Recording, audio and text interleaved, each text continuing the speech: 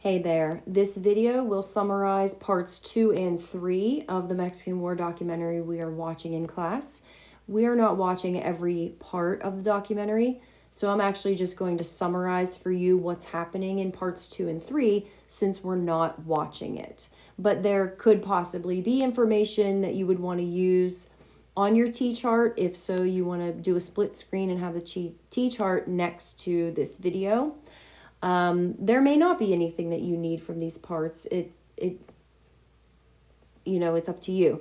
But at least it'll kind of fill in the blanks as to what's happening with the war. So remember, we go to war with Mexico because they killed American soldiers in that disputed territory. So this is kind of about what's going on militarily. The Americans were outnumbered, but we had the advantage of what we call flying artillery, which are horse-drawn guns. And I just wanted to show you a picture of that so you can get a visual of what the soldiers and the weaponry looked like for the Mexican War. The Americans secured the territory north of the Rio Grande in the spring of 1846. So pretty quickly, basically, we are able to get that purple area that was on that map that I showed you in part 1 under control, that disputed territory. Mexican troops lacked supplies and money, so that was another advantage that we had. Santa Anna had been sent into exile after he signed the treaty that gave Texas their independence. The Mexican people had been very upset with him for that, so they banished him and sent him into exile on the island of Cuba. And he has now returned from Cuba to be a war hero.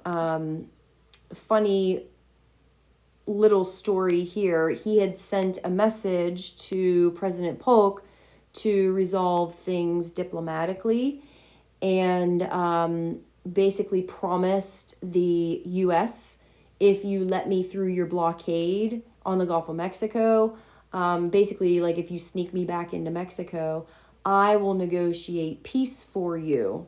Our government believed him, but all along this was a trick just to get him through the U.S. naval blockade so he could go back to Mexico and convince them to let him lead troops again. So he used us to get back into his home country, and it worked.